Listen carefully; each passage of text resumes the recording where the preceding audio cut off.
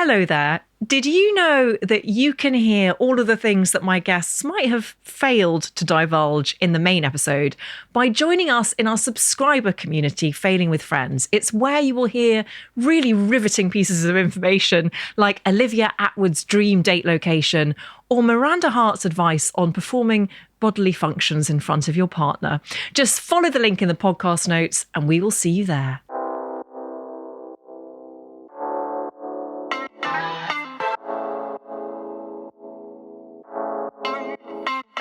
Welcome to How to Fail. And for those that are new around here, this is the podcast where I talk to my guests about 3 failures in their life and what they've learned along the way.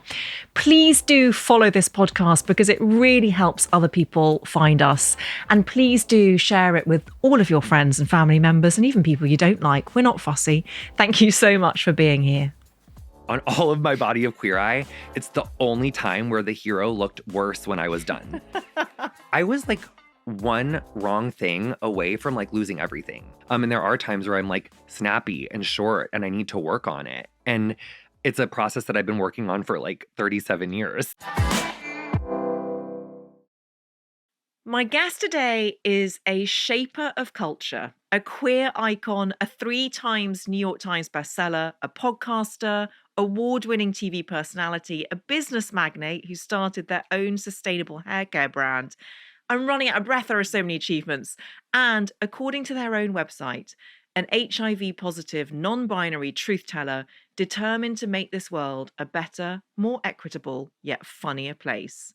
They are, of course, Jonathan Van Ness, or JVN for those in the know. They grew up in a small town in Illinois, often feeling like an outsider and experiencing bullying for their love of figure skating, gymnastics, and their mother's Hermes scarves. Van Ness was the first male cheerleader at their high school, and despite a challenging early adulthood involving drugs and sex addiction, they found their way to fame through hairstyling. Gay of Thrones, their hilarious recaps of Game of Thrones from the styling chair, was nominated for an Emmy. But it was their casting in Netflix's Queer Eye that shot them to global fame. In a fractured society, the makeover show opens minds by showing that our similarities are greater than our differences. Today, alongside Queer Eye, Van Ness hosts their podcast, Getting Curious, and is about to head off on a stand-up comedy tour in the US. Despite all their success, Van Ness has been open about their struggles with self-acceptance in the past.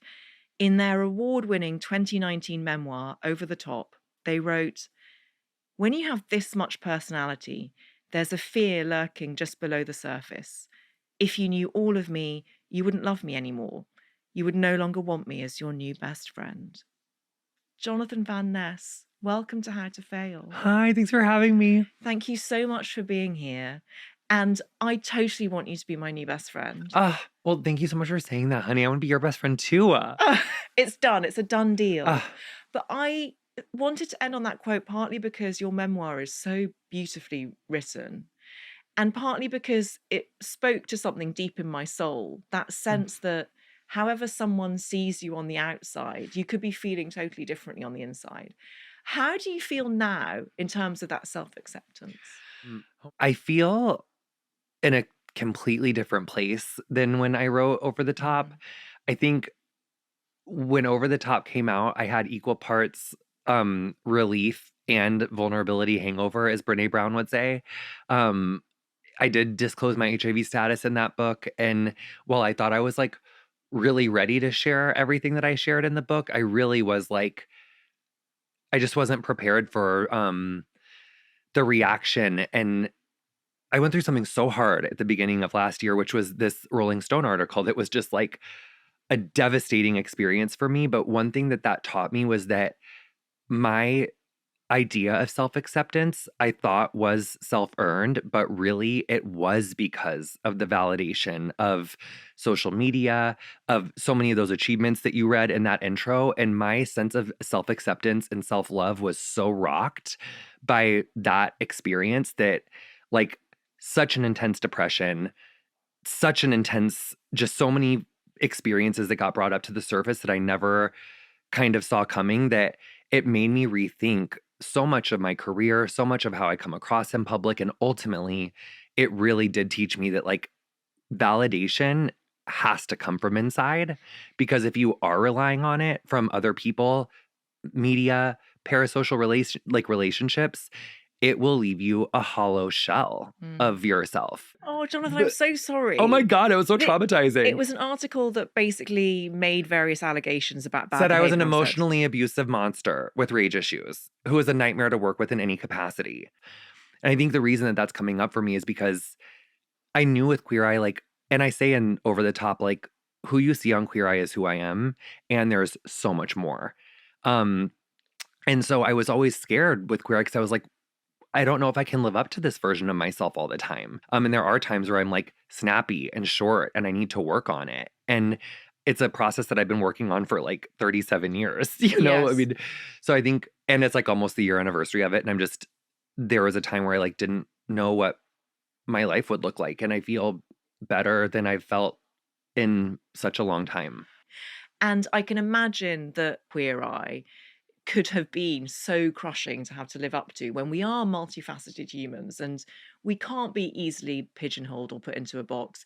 There was this thing that I read about you about your grandfather being called the floater when he played Trivial Pursuit, Yes. and how you apply that term to your own life. Will you tell us that story? Yeah, so I love that you read that. So my family would always play Trivial Pursuit on like vacation, and we're a competitive bunch. And my grandfather would just like answer questions for anybody's team. Like, and he would be assigned to a team, but he just didn't care. He was like, if he knew that answer, honey, he was going to let you know. And I do feel that I picked that trait up because I will just randomly hear a question that wasn't even directed to me, and I so badly want to answer it and just like participate. So I think I have like a floater quality myself. And do you think you apply that floater quality to your identity too? Maybe.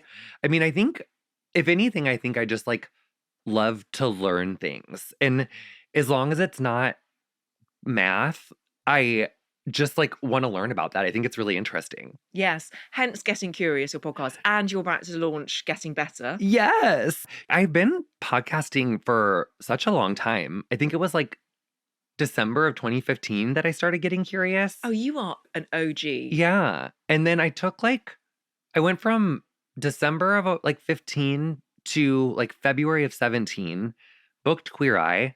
My podcast got canceled the next day. I love this story. Got canceled the next day. And I remember thinking in my head to that, like the president of that network, I was like, big mistake, huge. Like you work on commission, right? Because Yeah. you don't even know what mistake you just made. But it was good because so I kind of paused the podcast, went and filmed the first 2 seasons of Queer Eye. And then when I was done, it was like September of 2017, because it took like 4 months to film those first 2 seasons. I was like so excited to get back into the studio and start. Because I mean, at that time, I was like booking all my own guests, scheduling all my own guests. Like it was like me and a sound So much engineer. work. So much work. But I was so excited to get back to it. And then I started back, in 2017, and I've been like, I think I did like two episodes a month for a few months, but then I was like every week sometime in the beginning of 2018. So it's been a long time running, and it's like, oh my God, let's give this a Queer Eye makeover. Like, let's like switch it up a little bit. So we're changing the name, and I'm just gonna try to like work with my neurodivergence and focus, which is not in my neurodivergence's arousal template. I like to like learn about everything different, but we're just going to try to focus a little bit more and still be curious, like curiosity driven, but make it more about like health, mental health, culture, society, how to kind of find the parts of ourselves that we need to work on and find the parts of ourselves that we need to love on and ultimately like refine ourselves into like the best version of ourselves. Love that. Talking of the best version of ourselves and your renewed feeling of self acceptance, is that also partly to do with the fact that you've got married to your Oh my best friend? gosh. My husband's so cute. Yeah, I think I say to him like once a month, I'm like, can you believe how long we've been married? It's my longest relationship ever. We'll be married for 5 years this June. Congratulations. Thank you. It's like, it's longer than like an Olympic cycle. It's a really long time. Yeah. And has that helped with your sense of peace? I don't know. I mean, I think I don't know if it's like helped with my sense of peace, but he has helped me be a better person. Mm. And I just think like a secure functioning relationship is like it's a conscious choice. It's not easy. But it is easy. I'm non-binary, so it's like hard for me to like exactly pick something. It's a joke. But I it's easy and it's hard. Like there is an ease to being with him like and there's also difficulty because relationships like are kind of like a mirror. Like it brings up the things in you that you are like, "Ooh, I don't know if I like that part of me and I need to like work on that." But he also has such like intense patience and love and like patience and acceptance. So having that in my life, I do think has brought me a lot of peace. I so appreciate your honesty.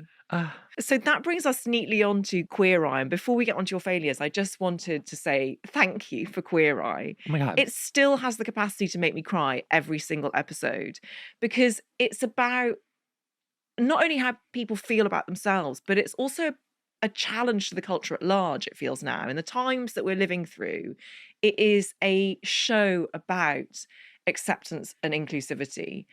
And I just wondered what it means to you. It means so much that sometimes I almost feel like I can't fully feel it because I almost don't even trust myself to fully feel it because it would be like too overwhelming because I'm just so honored. The first Queer Eye was a huge deal to me. And it, like, I watched it religiously. I watched it with my mom, I watched it with my grandparents. And I do think that the first Queer Eye had a huge ripple effect in culture that I literally rode on one of those waves. So to get to hopefully magnify that and be a part of that conversation now is like I just can't even believe that I got to do it. And at the same time, it's kind of concerning being like uh politically minded and like being just aware of the world because while representation and there has been I think a lot of self-acceptance and like I mean part of my mission personally has been to promote this idea of self-acceptance and like learning to love all of the parts of ourselves and I think that all of us on the show have had our own kind of passions and initiatives that we wanted to use our platforms for. But so often I have heard people say like almost use Queer Eye or use other queer representation as as a barometer for like the health of queer people or like our community at large. And you know, we really clearly can see that that isn't the case. Like just because there's more Mm. queer things on television and more access to queer visibility, it doesn't mean that queer visibility is not important, but I think it's very clear that queer visibility isn't the answer. Because if it was the answer, we wouldn't have Donald Trump in the presidency. We wouldn't have this House and Senate outlaw trans participation in sports when we're out here talking about like the like 10 trans athletes that and it's not only competitive athletes, it's like little kids just being able to be included, like to not be bullied in school, to um and what it mostly is too, it's like couched in protecting women and fairness in sports, but what it really is making sure that we erase trans people from public view. Like keep it underground, keep it behind closed doors. Like we don't want that out in public view. I just think it's no coincidence that like after Roe was overturned in 2022, the anti-trans vitriol like has risen at the same pace cuz how do you Mm. like divide and conquer? You have to make a bigger threat.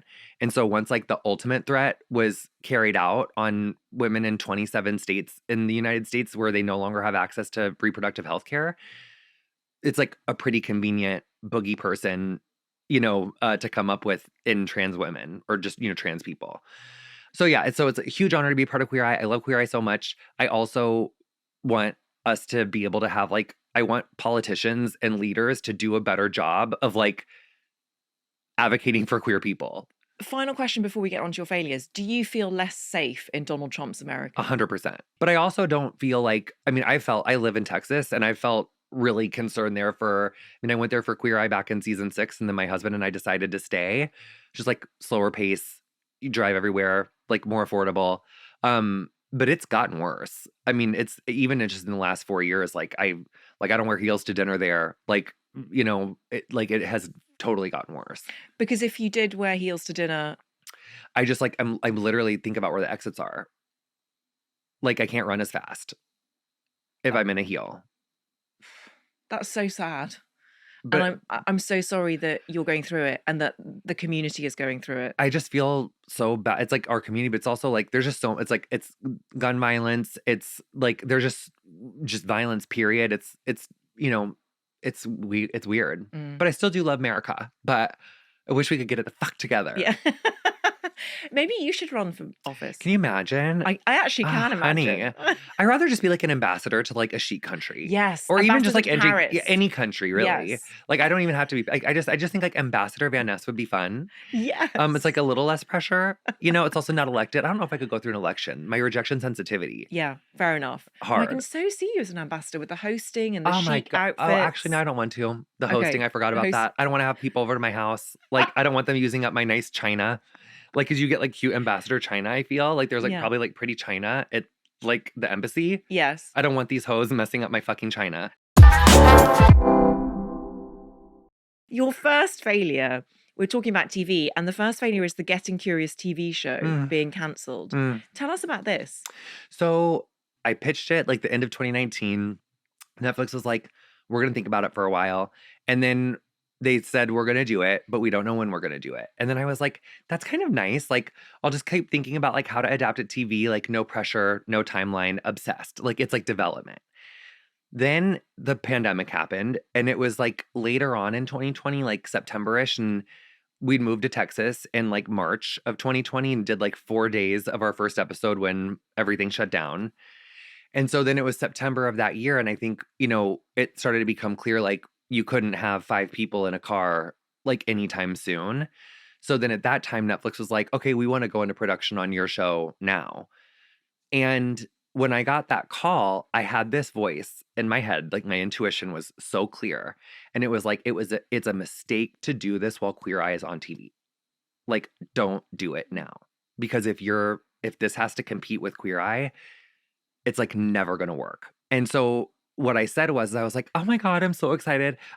Could we do it like later? Like a lot later? Like, could we just maybe in the response was, and not from Netflix, it was from a cacophony of people in my circle, were like, they're not asking you when you want to do it.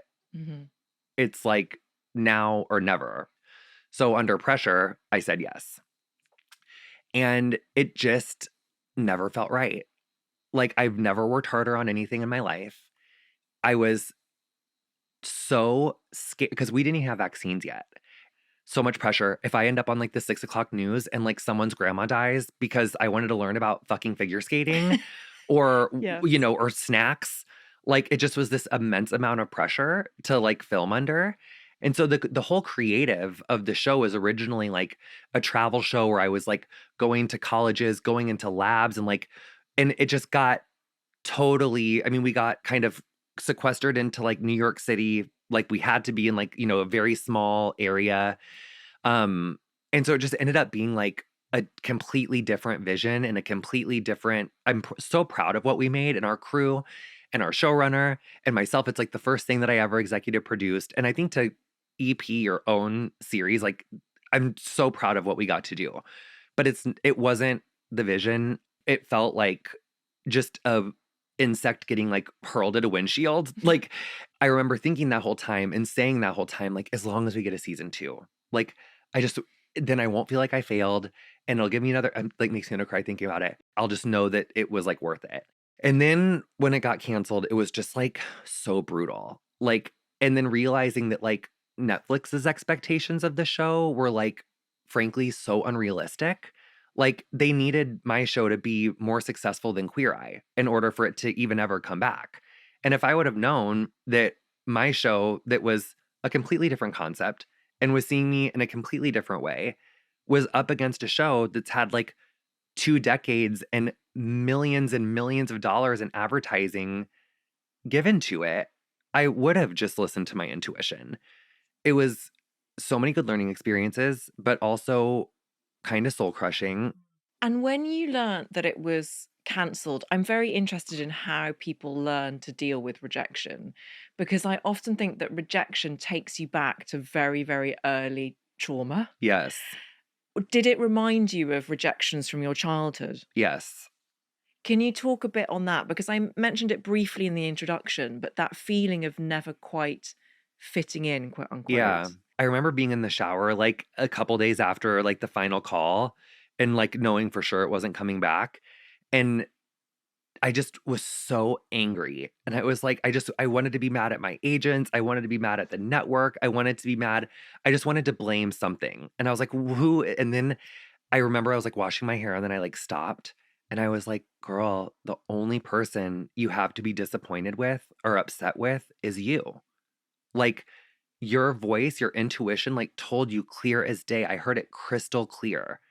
Like, and instead of having, like, faith in my ability or faith that Netflix would come back and that the timing would be right eventually, I didn't have the faith or the Mm. trust to, like, say no and, like, Yes. wait for the right time.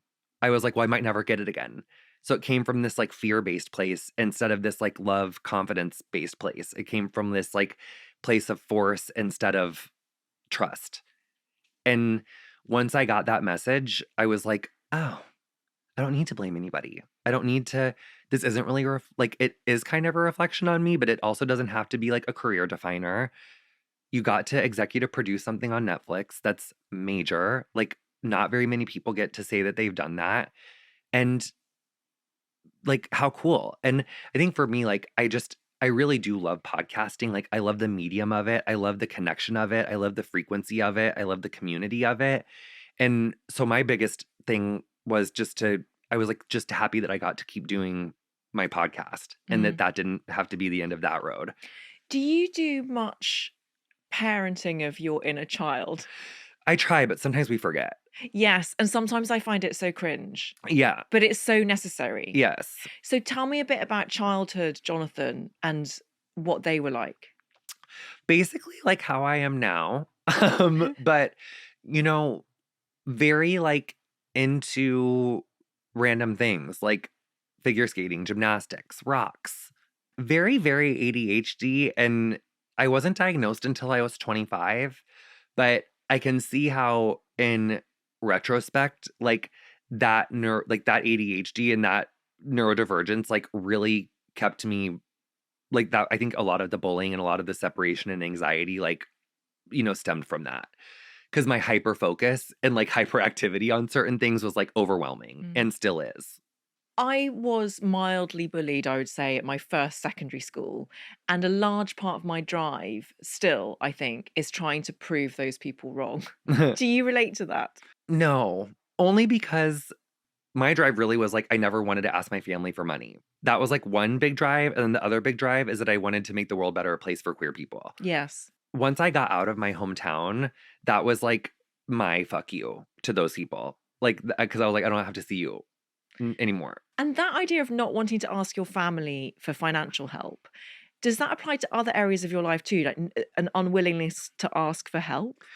It used to a lot more, and I just did my first comedy special. It came out, like, a couple months ago. It was called Fun and Slutty, and I do this bit in there about when I went to rehab, and they teach you how to ask for help because asking for help is such a huge, important part of recovery, and I very iconically like, they literally had all of us this should have been one of my fails.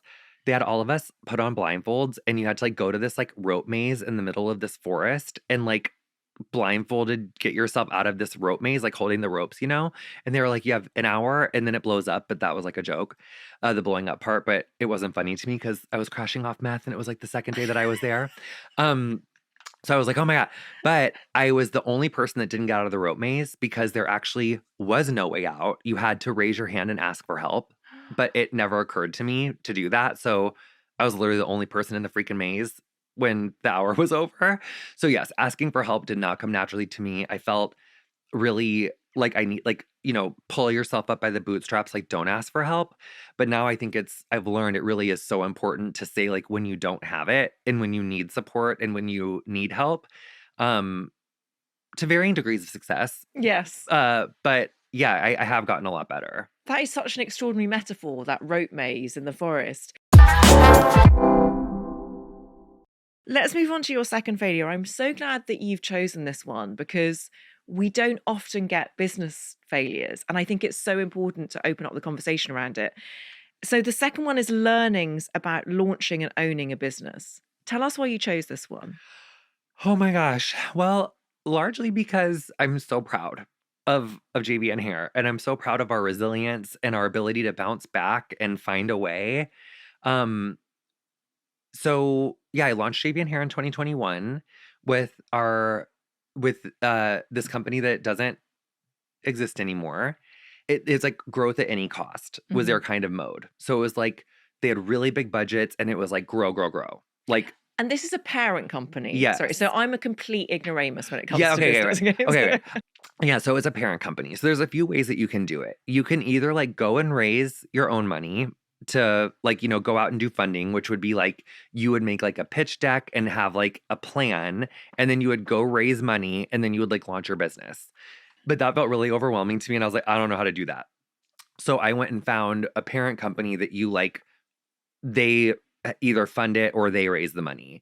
So I really wanted to make something that was hair goal oriented versus hair type oriented. So I had like a really clear vision on like certain things that I wanted to do. So clever. And same thing with like my air dry cream. I was like, I wanted to make a curly cream that was multifunctional, instant recovery serum. Like, I mean, literally all of the names of our products, like I conceptualized, I named, but I didn't understand about like COGS, like that's cost of goods. I didn't understand about like EBITDA. I didn't understand about like a P&L, like a profit and loss. I didn't understand margins. I didn't understand any of the business side. And I didn't want to because I was like, I'm sure someone else will do that. Well, they didn't because they ultimately went bankrupt. And so, you know, and bankruptcy is like a really scary thing. It's like really not a fun thing to go through. I didn't know anything about that. But and so then going from that to like, you have to find a new partner. And there's like IP involved, like the formulas, the, intellectual property, is owned by them, even though I made it. Yes. So, and not only that, I didn't have control over the sale. This is a So, nightmare. because with bankruptcy, it's like it's all court, like the court is in charge of the sales. So, like, I didn't even know if we would have a parent company. And then all of a sudden, they're like, we'll find a partner for you. Like, your business is successful. Like, don't worry, we'll find a partner. To then all of a sudden, it's like, we might not find a partner and time is running out. Like, do you have millions of dollars? And I was like, no, I have ADHD and an impulse spending problem. Like, I didn't save fucking money. Like, are you crazy? And you'd have to like show to the court that you can like sustain the business. And like, I'd been listening to these people that we would find a new home for months. So it was like Q3 and 4 of 2023 was like, oh my God. Like, it was so stressful that I grew a second butthole that I had to do an episode of my podcast about. Like, that is how stressed I was. I got an anal fistula. Okay. Like, literally, never have had more pain. The strain. Blistering. Like, I thought I was going to die. It was so stressful. But we found a new parent company, and they're amazing. And, what my concerns there were like, I really don't want our products like watered down. I know a lot of times when someone else comes in, like it does become just different formulas. And so being a hairdresser, I'm like, I had like the quality of our formulas is just like, that's like what I just lose sleep about at night. But they were really supportive with that. And they were like, we don't want to change what's working. But I think the biggest thing of like what I learned is like when you're starting a business, I was like, well, I want to have a whole line. Like, I want to have like a complete line. Well, if you start with like, let's say budgets of like, $5 million and like 10 SKUs, in order to be successful and grow, you have to grow. Yes. So that's a lot more pressure when you have $5 million invested in you than like, let's say if you had raised, 50,000 and done one product with like 3 people. And then when you have, a direct to consumer business going, then like start small and grow up. Like it's called bootstrapping. So like if you have like 50 grand and you invest that in your company, once you make that money back and once you get successful, then you can like reinvest that money and you grow like this. But if you start with someone else's money and it's like, a really big budget, they're going to want to see returns. And if you don't grow on their pace under that pressure, like that's not good. And if you don't understand how business works, that's also not good. Do you now know your figures? Yes. Yeah. I know like our margins. I know how much our products cost. I know how much the formulas are. I know how much it costs us to ship a product. I know how much it costs for us to store our products. I know the president of our company, who I love so much, her name is Teresa, and she has the patience and resilience of like, I don't even know a person to compare it to because it's so otherworldly. But she always jokes with me that it's like the business degree I never asked for. But I think that's like my other big takeaway is like, you can't, if you're going to start a business, you really can't pick and choose what you want to learn about. Like you either have to like earnestly learn all of it as well as you can while also not micromanaging because you can't be stepping on people's toes and like getting in the way of things that you don't know anything about, but you do have to be intuitive and ask the right questions and know the right time to ask the right questions and be really patient but firm at the same time, which is really difficult. And I've made so many mistakes in the process of it, but there was a time like last year when I didn't know about our future where like when I'd walk into my bathroom and like look at my air dry cream on the counter, I would just like break down. And at the same time, I literally knew not to bring it back up, but Rolling Stone was coming. Like cuz I knew for months that it was coming like from November of 2023 until when it came out in March, I mean, my friends, my family, like we're getting calls from their team. And it really makes me sad because I love Rolling Stone and I really like their Mhm. reporting. And now every time I see their name, I'm like, ah. So my moral of that story is don't ever have a bad day around someone who you haven't seen for 6 years because they might harbor it and they may ever get in hold like a hold of like a journalist who really wants to sink their teeth into a story because that's a thing. The more clickbaity and outrageous something sounds, the more money it makes a publication. Like, so the worse they can make you look, the more they can like make something seem really scary and horrific, the better because the more eyeballs it gets, the more money they make in advertising. So I do think like while journalism and investigative reporting is so important, and I don't knock that journalist because you got to make a name for yourself and like slay diva, but it does have real life implications. And it's partly why I really try not to like say things like on TikTok. Like you see a lot of celebrities like breaking down and dancing in the streets for like all of these people's downfalls and getting so rich off of this cancel culture.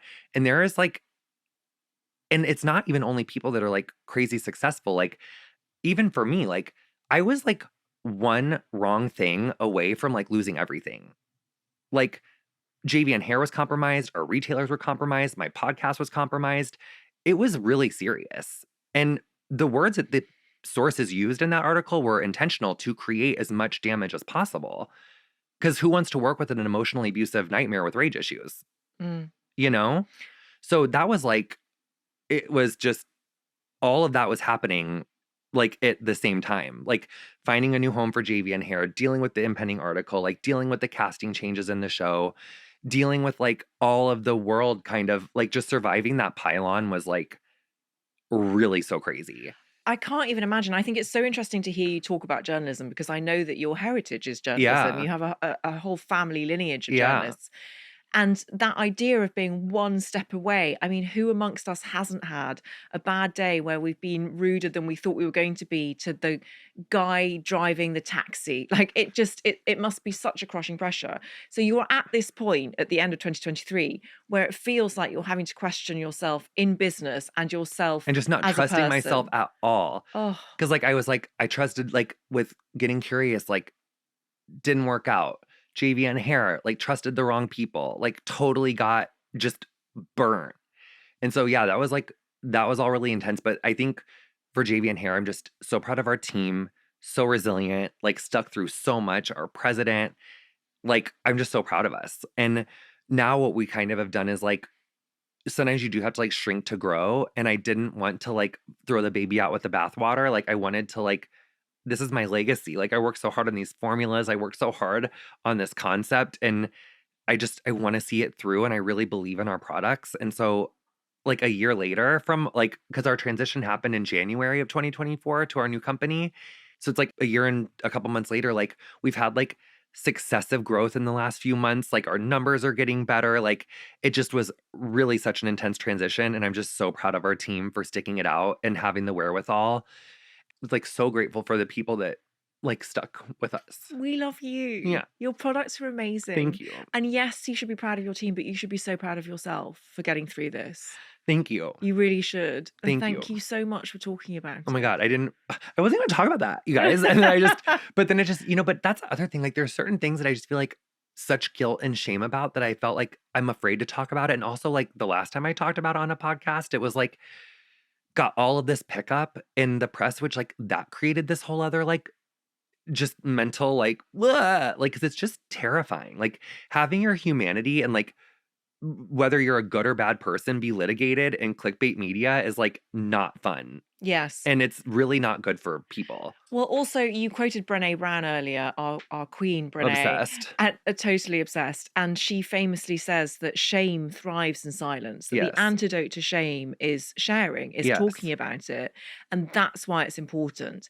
And that feeling that you get of like, oh, should I have done that? That's just shame trying to rear its head again. And so you're doing totally the right things by talking about it in such an honest and beautiful way that invites other people to look at their shame Yes. and to deny it and to be able to let it go and be who they are in the fullness of their authenticity. I also just want to say, can I say one other thing about it? Yes. So like on Queer Eye specifically, like there have been so many times where like I wish I was more patient and wish that I was calmer. But I do think that there were times where like no one could know the pressure that I was under because there would be like 60 people on set. And I have like some people like very high up being like, this makeover has to be more dramatic. I need more change. But then other people would be like, we have to be done in 30 minutes.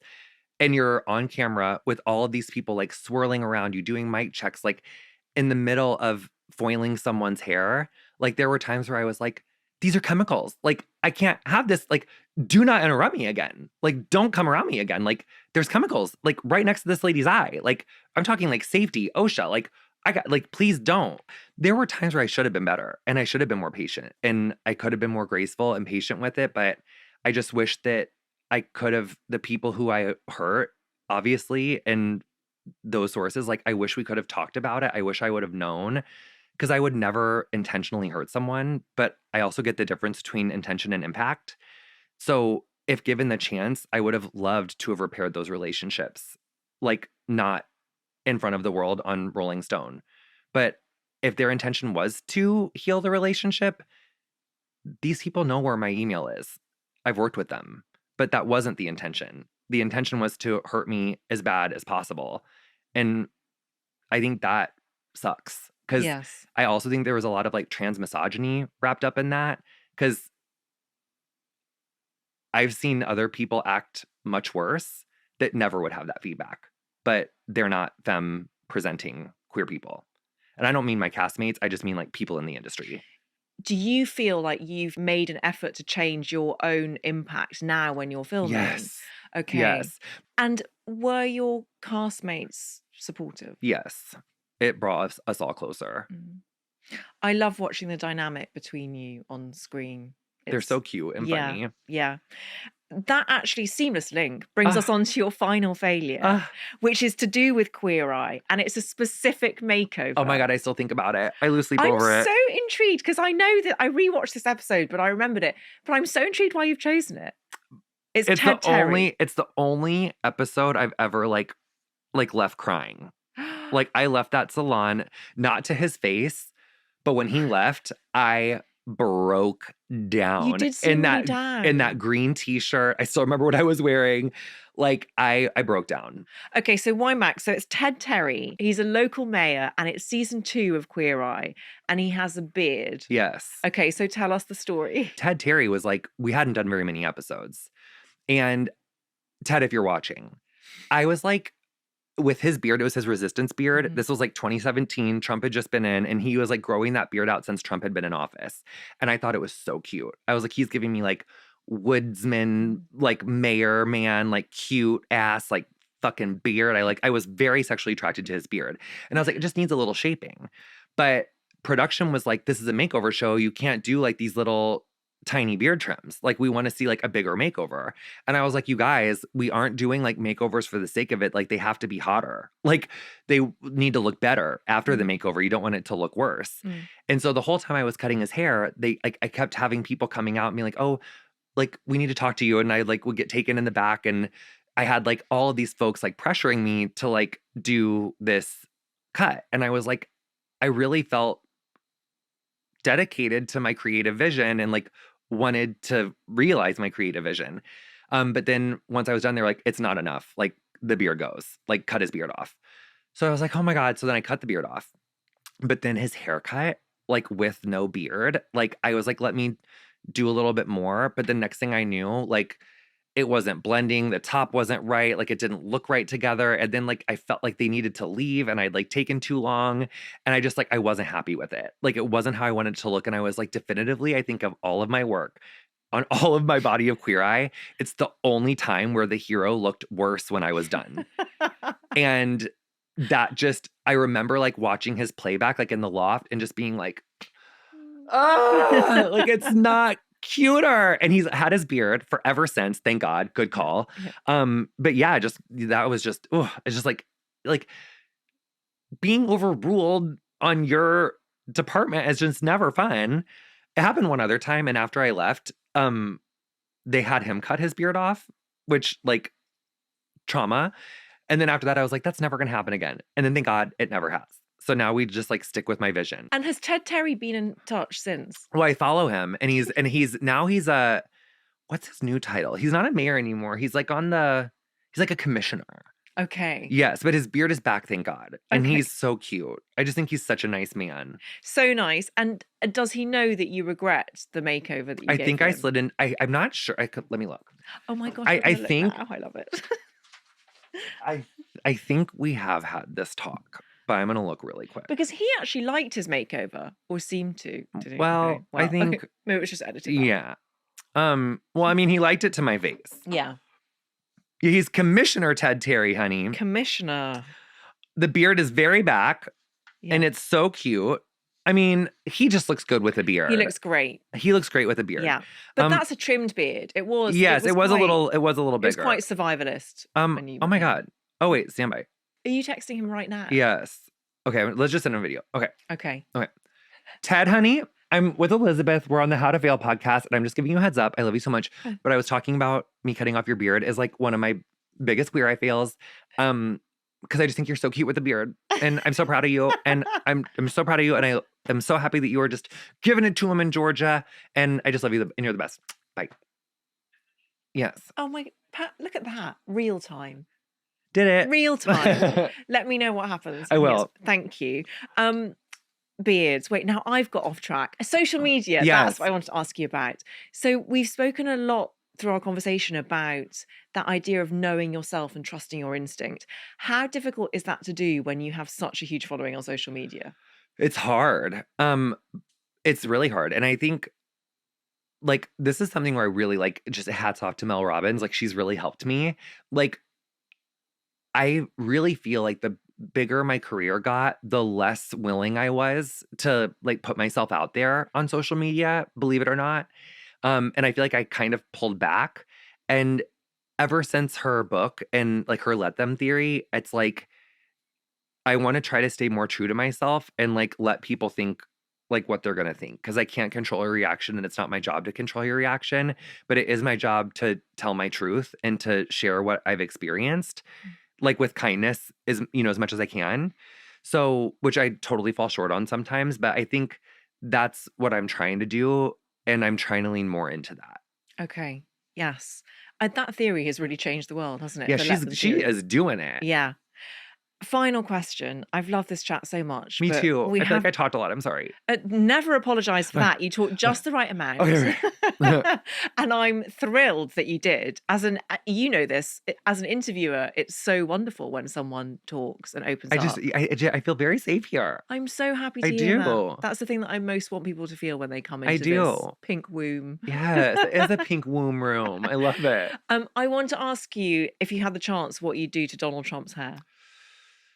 I mean, maybe just give him a full yassified diva lace front. Just give him like a full on like drag experience so that he could like not be so scared of us and be like, oh my God, this is kind of amazing. I mean, he does already kind of do his own version of drag, but let's give him like a really thick, nice wig and just really give him some contour And maybe he'll not be so afraid of like gender fluid and gender queer people. Mic drop moment. Thank you so much, Jonathan Van Ness, for coming on How to Fail. Thanks for having me, honey. And you're staying for Failing with Friends. You're going to answer some listener failures and questions. I can't wait to get into it. Thanks, honey. Thank you. Please do follow How to Fail to get new episodes as they land on Apple Podcasts, Spotify, Amazon Music, or wherever you get your podcasts. Please tell all your friends. This is an Elizabeth Day and Sony Music Entertainment original podcast. Thank you so much for listening.